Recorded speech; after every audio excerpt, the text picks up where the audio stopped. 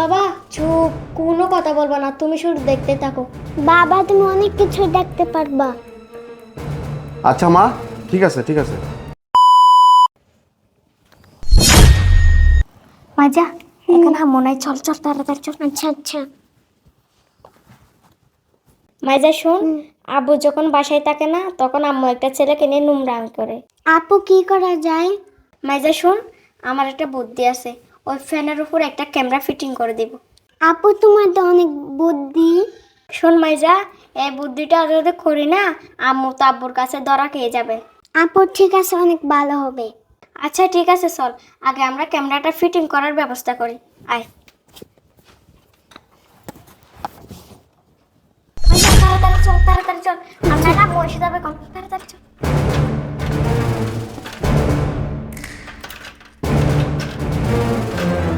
মাইজা তুমি শক্ত করে ধরো, আমি উঠতেছি। আচ্ছা আর এদিক খেয়াল রেখো যাতে কেউ না দেখে। আচ্ছা মাইজা একটু শক্ত করে ধরিস। আচ্ছা।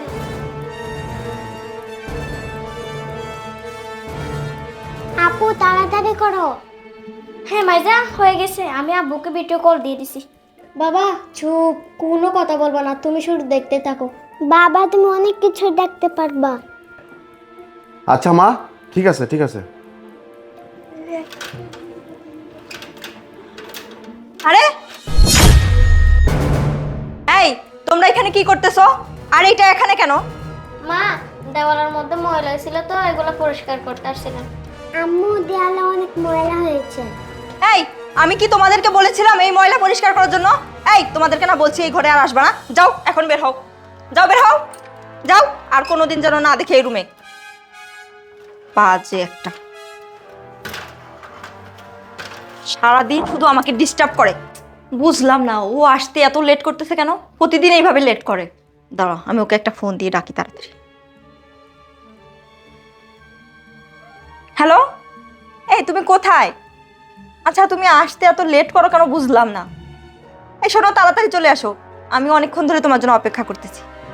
আচ্ছা ঠিক আছে এখনই চলে আসো, ঠিক আছে? আচ্ছা রাখলাম। জান, রাস্তায় না অনেক জ্যাম ছিল বুঝছো, এই জন্য আসতে লেট হয়ে গেছে। আরে তুমি সবসময় এরকম বলো, আমি কতক্ষণ ধরে কই আমি এরকম করি কই?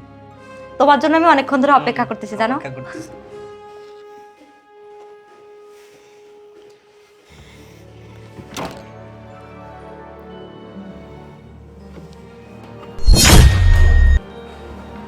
এর একটা বিহিত করতেই হবে।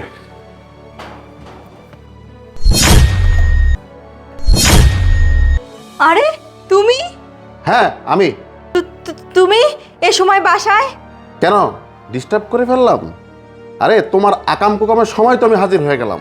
আরে কি বলতেছো তুমি এসব? আমি তো কিছুই বুঝতে পারছি না। সঠিক সময় আসলে কেউ বুঝতে পারে না। এই বলতো তোর পাশে লোকটিকে কে হয় তোর? আরে এটার কথা বলতেছো? এটা তো আমার ছোট মামা হয়। ও আচ্ছা, এটা তোর ছোট মামা হয় না? ছোট মামার সাথে মানুষে বুঝি ডলাডলি করে না? আরে সি সি সি সি সি, কি বলছো তুমি এসব? ও তো আমার মামা, আমার পাশে বসে একটু গল্প করতেছিল, আর বেশি কিছু না। আর তুমি এসব উল্টাপাল্টা কি বলতেছো? এই চুপ, কলঙ্কিনী। কি ভাবছিস আমি কিছুই জানি না? আমি সব জানি। আমার দুইটা মেয়ে ঘরে আছে, আমার মেয়েগুলার কারণে আজকে তোর কুকীর্তিগুলি আমি দেখতে পেয়েছি। কি ভাবছিস আমি অন্ধ? আমি কিছু দেখি নাই, আমার নিজের চোখে দেখছি তুই এই ছেলের সাথে লন্ডভন্ড করেছিস। তোদের এই আকৃতি কুকীর্তি সব আমি দেখেছি। আর কিভাবে দেখেছি এই দেখ। তোর মনে চাইছে একটা চটকনা দেওয়ার জন্য, কিন্তু দিলাম না। এই তোর সাথে আমি কোনো কথা বাড়াতে চাই না। তোর সাথে অন্তত আমি আর ঘর করব না।